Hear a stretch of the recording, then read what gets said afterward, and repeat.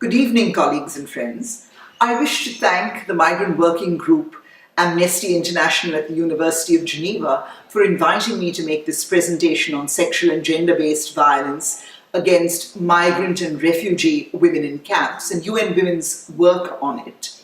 Now, I'm very sorry I can't be with you in person, but I am happy that I'm able to connect with you virtually. This presentation is divided into three brief sections. The first is a framework setter. The second highlights the key challenges in addressing sexual and gender-based violence against migrant and refugee women in camps and recommendations on the same. And the third highlights UN Women's good practice on the issue. So just a few remarks to begin with by way of framework setting. Number one, the IASC guidelines define GBV as a harmful act against any person on the basis of socially ascribed roles for males and females. It does clarify that men and boys are also victims and survivors of GBV, including sexual violence, but that the same disproportionately discriminates against, or women and girls are more disproportionately discriminated against on the issue because of their subservient position in society in relation to men and boys, and this enhances their vulnerability to violence. Second, data suggests that about 35% of women and girls worldwide experience physical and sexual violence. GBV increases in conflict situations, with more than 70% of women being impacted on the issue in some crisis contexts. But 0.5% of humanitarian action budgets are allocated to GBV, and this is data for 2015. Three, the forms of GBV vary across cultures, and so you have domestic violence, trafficking, sexual exploitation and abuse, and sexual violence, which is also a form of GBV. And I do wish to call it sexual and gender-based violence because sexual violence is reported to be the most pervasive, and this puts it firmly and upfront on the agenda. Fourthly, sexual violence can occur explicitly and blatantly, but it can also be embedded in other forms of violence. For instance, we're seeing marriages of girls enhancing in camps among migrant and refugee girls. And this is a violation in itself, but it also includes sexual violence. Fifthly, the perpetrators are just anyone. They can be militia, they can be security personnel, persons in public office, family members, or just any stranger, but we do know that the majority of perpetrators are known persons. And lastly, sexual and gender-based violence is an assertion of male power and control over women, and this interacts with other forms of power and control: class power, ethnic power, nationality power, and depending on the particular situation, it could be used to pulverize, decimate, humiliate communities, destroy family and community honor by violating women and girls. It can be used as a punitive act, an act to silence, to intimidate, to extract wanted information, a tactic, a deliberate strategy of warfare, and as a means of ethnic cleansing.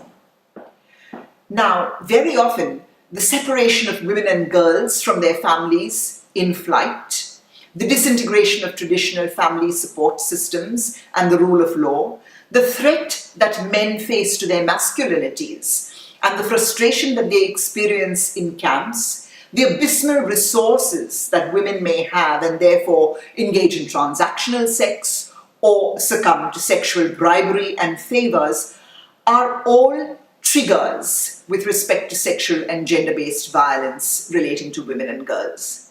And therefore, sexual and gender-based violence requires very targeted intervention and holistic treatment. So what are some of the challenges and some of our suggestions in addressing this? Number one, differences in definitional interpretations of GBV, either using it synonymously to mean violence against women and girls, or placing an equal emphasis on women and girls and men and boys as survivors and victims, can generate certain challenges in communication and data collection and analysis, in application with respect to actions in the field. And therefore, we really need to have discussions with humanitarian actors and reach a consensus on what they understand by the phenomenon and its definition and how they apply it in actual contexts. Now, the guidelines do say that sexual and gender-based violence disproportionately impacts women and girls, and this must be prioritized. But men and boys are also survivors and victims, and they must have access to services as well. Further, we do need to work with men and boys for social norm change, to raise consciousness, to eliminate violence against women and girls, and indeed against all persons. And I will add that we need to give serious thought to how we address sexual and gender-based violence in relation to persons with different sexual identities and gender orientations, or different sexual orientations and gender identities. So let's look at some other challenges before we go into what we need to do about this. Very often when crisis hits, populations flee in large numbers, and the numbers are so large that your protection systems are not really in place. What we know from reports is that sexual violence is pervasive. It entails women and girls as victims and survivors, and males as perpetrators. And so we do need to prioritize this in our prevention and in our response agendas, while not ignoring other forms of GBV. The third challenge that we see is the challenge of garnering data because of underreporting and because of security issues in gathering data. And therefore, we need to prioritize prevention and response to sexual and gender-based violence, taking into account underreporting. So let's not wait to gather all that data and be accurate about prevalence. Underreporting is also due to social stigma, language barriers, the lack of confidence and trust, not knowing whom to report to or how to report. Or for instance, from learned experience, we know that reporting often comes to nothing, and so on, so much so when your rule of law has broken down. Also, there are women with families who are in transit, and so they prioritize movement. And this makes it very difficult for humanitarian actors then to identify victims and survivors and to provide services. Finally, we do have in many contacts a serious shortage of socio-economic legal services, protection monitoring. We do have humanitarian action plans that don't really reflect the priorities of women and girls. And this is because there's a lack of conceptual clarity, because of a lack of operational skills, and because we don't have adequate finances and budgets allocated to GBV. And therefore, what we need to do is to have institutional capacity building for governments, for humanitarian actors, for service providers, so that they understand conceptually, definitionally, normatively what we mean by sexual and gender-based violence, and we are also trained to apply these principles and actually concretely act in the field, drawing on guidelines, on protocols, on standards which are very simply written for them or provided to them. And this needs to happen across all humanitarian clusters and sectors. We do need gender-responsive humanitarian, multi-sector humanitarian action plans and coordination at multiple levels with respect to women's priorities, preventing and responding to sexual and gender-based violence, and not just restrict our interventions to the protection cluster. So for instance, if we are talking about the education sector, we need to talk about training on sexual or capacity building on sexual and gender-based violence with respect to to the education sector's work plan, or if we are talking about shelters and site planning, we need to take into consideration congested camps, or for instance, the need for separate toilets and bathing spaces for men and women with proper locking arrangements, ventilation, lighting in secure spaces, and the like. So having looked at some of the challenges and some suggestions for action, let's look at what UN Women has been doing in the field. Well, in 2015, in Serbia and in the former Yugoslav Republic of Macedonia, UN Women together with Oxfam undertook a massive gender assessment in 2 transit sites, and this assessment informed interventions.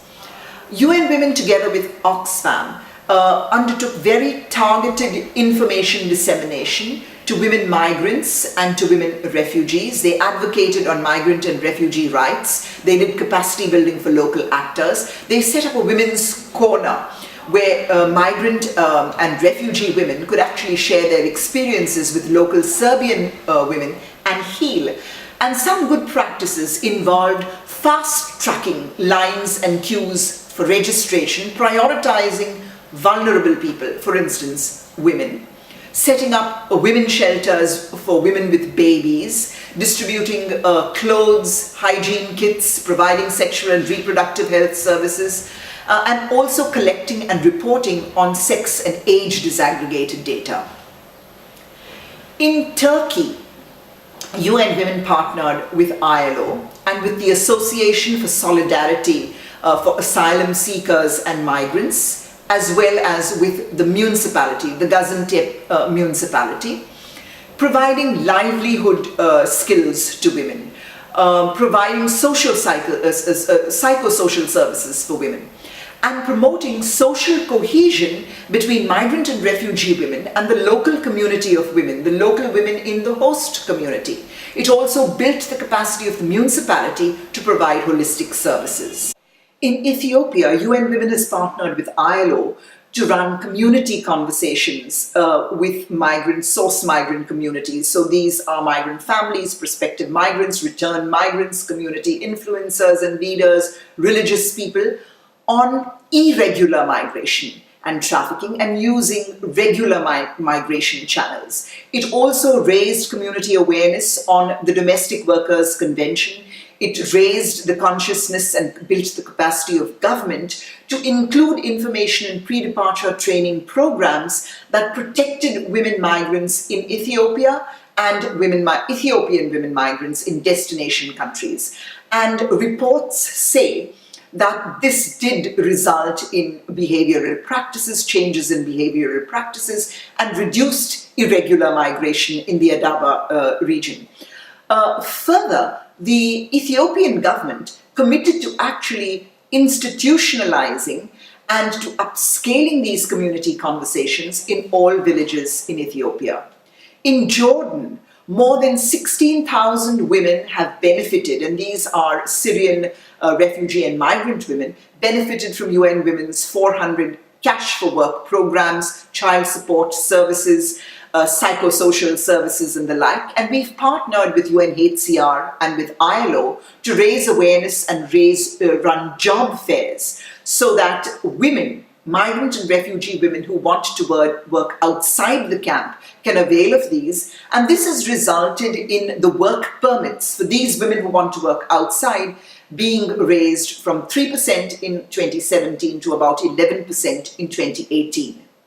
And finally, we have Nepal, where in the aftermath of the earthquake, UN Women partnered with the government, with local partners, to benefit about 42,703 women, setting up multi-purpose centers, information centers, providing psychosocial services, providing very targeted information on how they could access relief services, reconstruction services, and referrals for legal aid for GBV survivors and for victims. Now, the list could go on endlessly, but I do want to conclude by saying that UN Women in Nepal realized and observed that the numbers of Nepali women migrating out of Nepal were increasing after the earthquake. And we have partnered with local partners, or we are partnering with them to provide alternatives, development alternatives to migration.